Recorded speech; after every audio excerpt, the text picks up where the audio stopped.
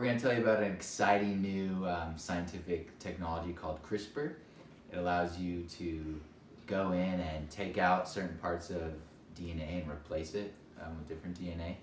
So this has great therapeutic implications. Many diseases are caused by mutations in part of a gene.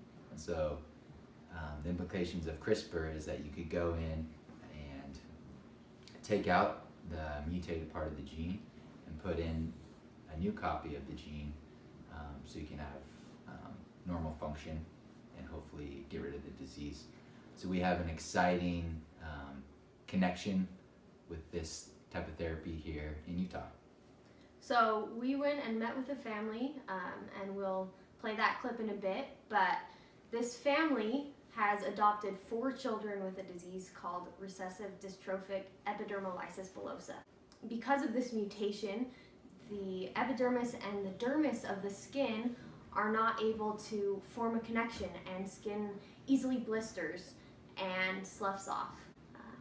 It is a disease that doesn't have any known cure. So this CRISPR technology has recently been used to be a therapeutic, a gene therapeutic for EB. Perfect. We're here with Katie Troop to talk with her about her children with EB. Can you tell us a little bit more about EB and your kids specifically with EB?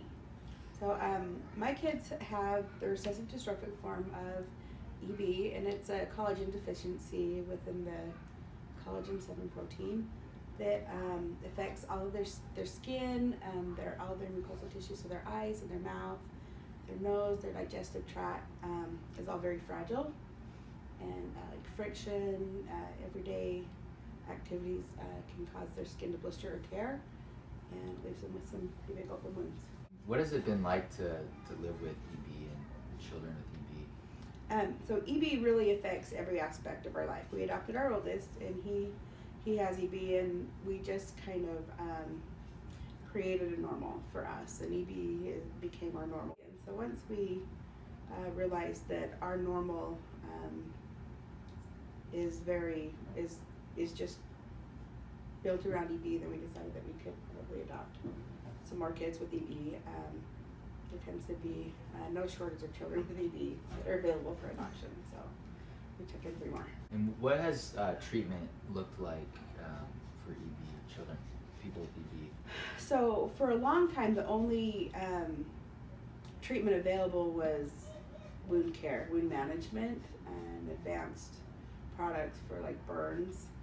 And but as over the 14 years, we've seen new products come out that definitely aid in healing. But now we're starting to see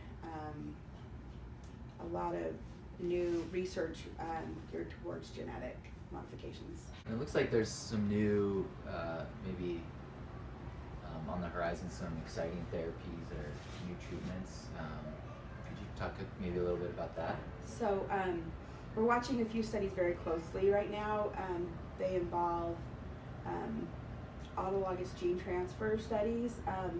One is skin grafting. They've had some pretty decent success with, where they take the patient's skin and genetically modify the broken protein and correct it, and then grow a sheet of skin and then graft it back on the patient onto areas that have been chronically broken down with wounds, and those are offering a lot of relief, and those are really excited. And right now they're starting the injection trials that are starting really within the next couple of days, where they take the cells from the skin and correct that broken protein, and then inject it into the skin on a wound and around a wound to try and help see if they can get that protein to grow. So we're all in a PhD program in the biosciences. Do you have any advice or words for someone kind of studying in this field to try to study in healthcare and things like that? It's so